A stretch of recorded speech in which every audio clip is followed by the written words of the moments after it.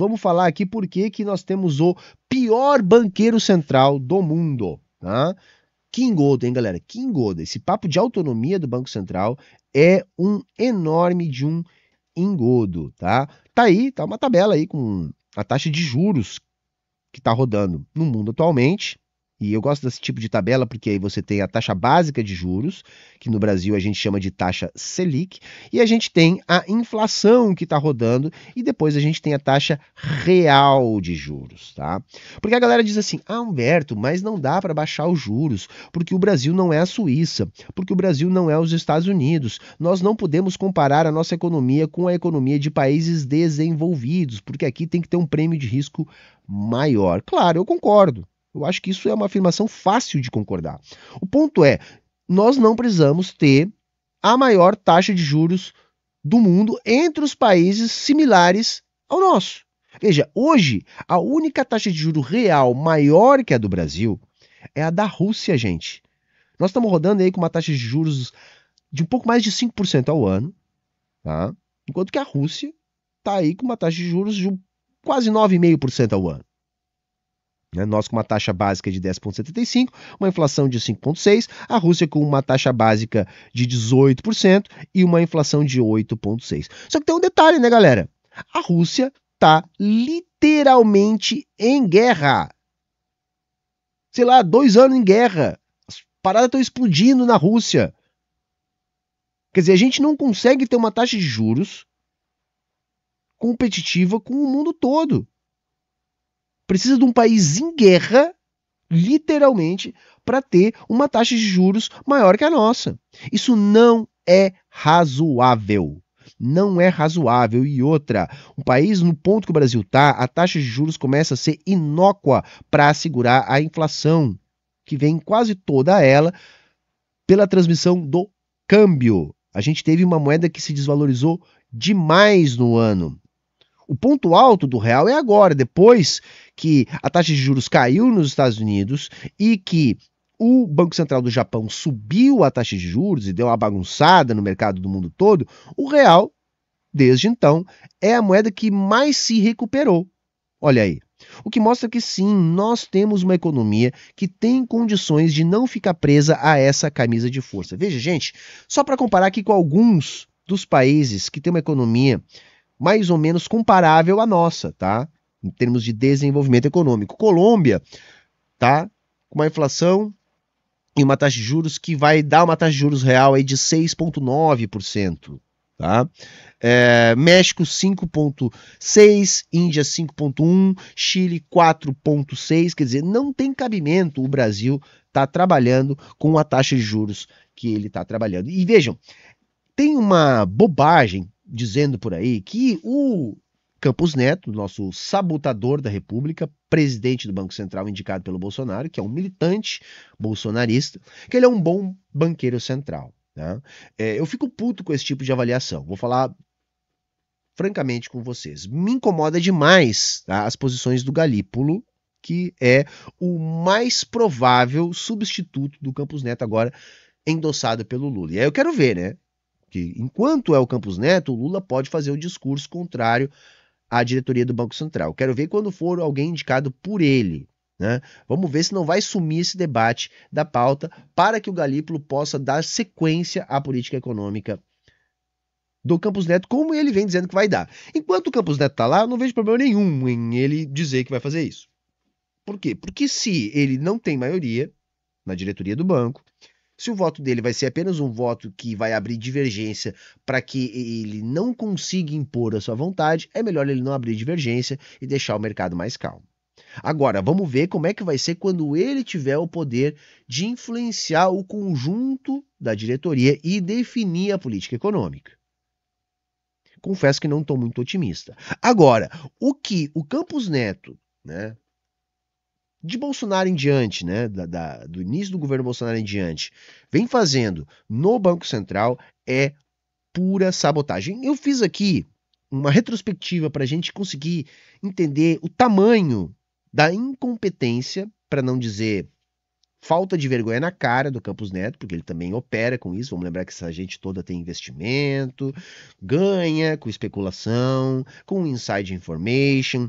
E eles acham que é tranquilo, que não tem problema legal, porque afinal de contas ele declara, não é ele que administra, ele entrega a administração dos seus investimentos para uma empresa, como se isso isentasse de haver problema moral no banqueiro central, que define, por exemplo, a taxa de juros, está operando no mercado. Sim, esses caras operam. Em 2019, vamos lembrar aqui, vamos fazer uma retrospectiva, tá?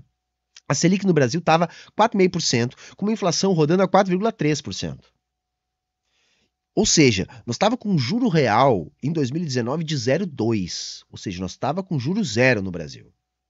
Mas era governo de direita, aí a mídia estava tudo certo, aí não tinha problema. Aí o juro não era uma ameaça para a inflação. Veja, nós estávamos com uma inflação de 4,3%, uma inflação similar com a que a gente tem agora, com um juro real de zero. De zero. Tá? Nós estamos agora com esse juro aí de 6 e tanto. Ou seja, isso fez com que o Banco Central ficasse atrás da curva de juros. Então, na verdade, os juros futuros subiram, porque nós não tínhamos economia para ter juros zero. Nós não tínhamos como manter isso de maneira saudável no Brasil. Não era uma boa escolha do Banco Central, mas foi uma escolha realizada naquela época. Gente, isso aí fez com que o dólar começasse a descolar e ficar cada vez mais caro. Então, por exemplo, se alguém que estava manipulando a nossa taxa de juros tinha investimento em dólar, podia sair ganhando. Se é que vocês me entendem.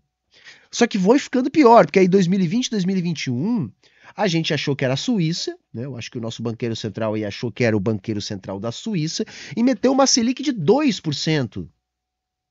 Ah, é pandemia, né? Tem que dar algum estímulo econômico, meteu um juro negativo, a gente ficou com um juro, gente, tá? De mais ou menos 2 pontos negativos. A gente achou que era a Suíça. E aí o dólar foi para a lua. Né? Quem tinha aplicação em dólar ficou muito rico nessa época. E aí o que acontece? Chegou 2022, guerra da Ucrânia. Então dispara a inflação global em função da guerra, em função do desarranjo das cadeias produtivas globais. E aí, o que o nosso banqueiro central sai correndo atrás da curva de juros que nem um louco, e a gente salta de um juro de 2 básico, Selic, para um juro de quase 14. E aí a gente se estabelece com o maior juro real do planeta, sufocando completamente a nossa economia, para tentar resolver o problema que o próprio Banco Central criou, quando achou que a gente era a Suíça e meteu um juro negativo. Só que o que aconteceu? Veio 2023, melhora o cenário global, a gente passa a ter alguma vitalidade econômica no Brasil, com recuperações importantes que abriram espaço para uma queda de juros. Mas agora o governo não é mais Bolsonaro, agora é o governo Lula. Aí o que o banqueiro central, que é um militante bolsonarista, faz? Segura a taxa de juros nesse patamar, perdendo a janela de oportunidade de reduzir o juro no Brasil, sufocando o crescimento da nossa economia, prejudicando dados de emprego, de renda, da indústria, mantendo ainda assim um dólar alto, porque esse ano, quando a gente começou a sofrer mais com deteriorização do câmbio, o Banco Central não entrou fazendo leilão de dólar, mesmo tendo um excedente de reservas.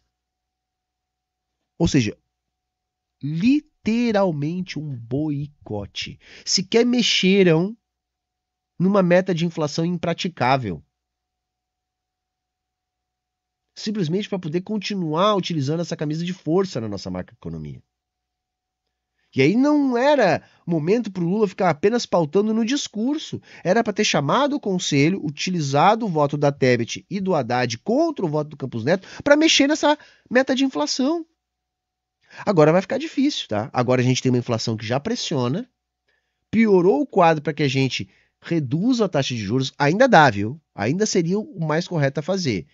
Mas eu sequer tenho essa esperança. Mesmo agora, com o Federal Reserve, o Banco Central dos Estados Unidos, ameaçando um corte de juros, o Brasil vai alegar não haver espaço para cortar juros, porque a inflação já voltou a pressionar. Vejam só o dano que foi essa autonomia do Banco Central. Nós vamos conviver com isso para sempre agora. Porque não se enganem, se o Lula perder a eleição daqui a 2 anos, ele vai ter o seu banqueiro central também. Fazendo o quê? Boicotando o governo que venceu o Lula nas eleições. Essa vai ser a dinâmica. Para todo sempre agora. Vai ser sempre um banqueiro central boicotando o governo que não é a ele alinhado. E aí eles falam que isso é modernizar a institucionalidade. Porcaria nenhuma, gente. O que a gente precisa é de um Banco Central alinhado politicamente ao projeto político que comanda o país. De preferência, um projeto político popular. Por que a China não passa por esse tipo de crise? Bom, porque lá o Banco Central trabalha para atender os interesses do Partido Comunista Chinês, que é o responsável pela política econômica na China. Não, aqui a gente criou mais uma excrescência, mais uma autoamarração. A nossa macroeconomia no Brasil, ela é formatada para que o Brasil não cresça. Porque isso beneficia pequenos grupos políticos muito ricos, muito poderosos, que ditam como que vai ser organizada a nossa política econômica.